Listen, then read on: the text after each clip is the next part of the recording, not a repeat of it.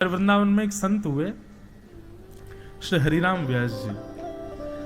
तो हरिराम व्यास जी वृंदावन में विराजे, ओरछा के राजा के कुल गुरु थे।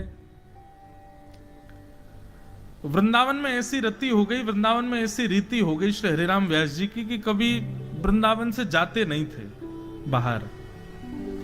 और केवल इतना ही नहीं कि मैं ना जाऊं, अगर उनको पता चल जाता कि कोई वृंदावन से जा रहा है, उसको भी जाकर के पूर्ण प्रयास करते रोकने का कि ये भी नहीं जाए।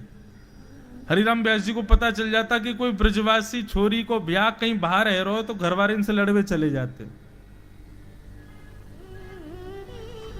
बोले अरे कितनो भाग्य याको ब्रज में लो, और तुम जाको ब्याह कहीं बाहर कर रहे हो।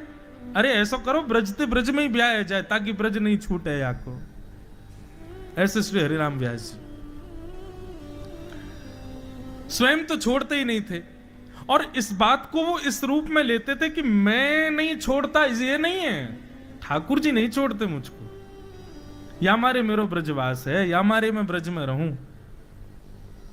एक बार कोई संत आए, बहुत अच्छा गाते थे। हरिराम व्यास जी के ठाकुर जी हैं श्री युगल किशोर जी, जो पन्ना में विराजते हैं। तो पेटी बजा के गाते थे। उनके छोटे से शालिग्राम थे। कुछ दिन के लिए वृंदावन आए थे। हरिराम व्यास जी से कहा कि हम अपने शालिग्राम को कहां लिए घूमें, आप इनको जुगल किशोर जी के पास ही बैठा दो, आप ही सेवा कर दिया करना।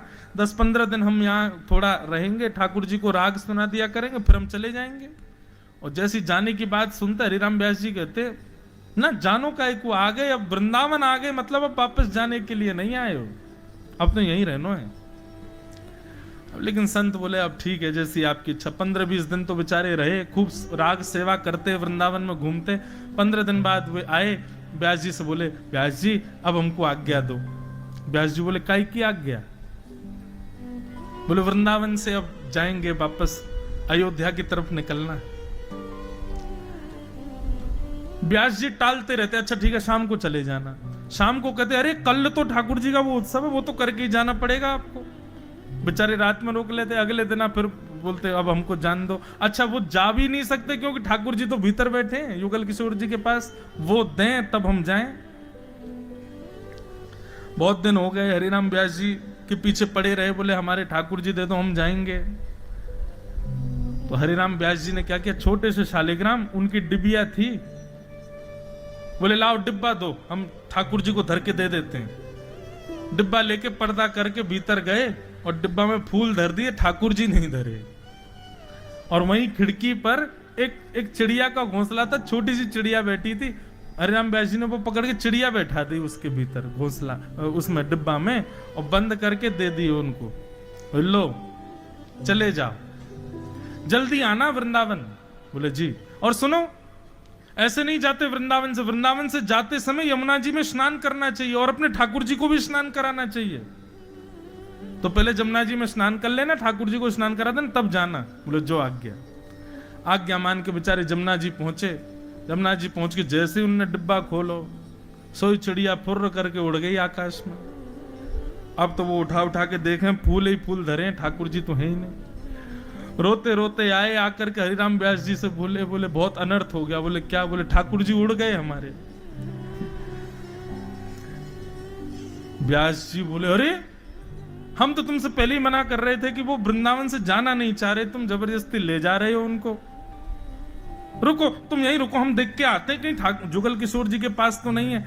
और ऐसे उनको दिखाते हुए गए, और जुगल किशोर, अरे देखो जे बैठे तुम्हारे ठाकुर जी, देखो ये रहे, तुम तो ले जा रहे थे, ये चिड़िया बन के आ गए, फिर से यहीं बैठ गए, अब भैया तुम वृंदावन से जाओ ही मत।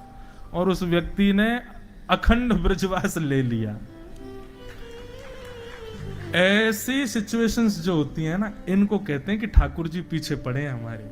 हम तो चाहते हैं कि हम छोड़ें, हम तो चाहते हैं कि हम कथा में नहीं जाएं, हम तो चाहते हैं कि वृंदावन से वापस आएं, लेकिन ट्रेन छूटी नहीं है, छुड़वाई है इन्होंने। ये जो हमारे प्रोग्राम एक्सटेंड हो रहे हैं ना, ये करवा रहे हैं, इसका मतलब ये समझो अब ठाकुर जी पीछे पड़ रहे हैं। भगवत कार्यों में आपकी अवधि जितनी थी उससे अधिक बढ़े तो समझो ठाकुर जी पीछे पड़े हैं अब।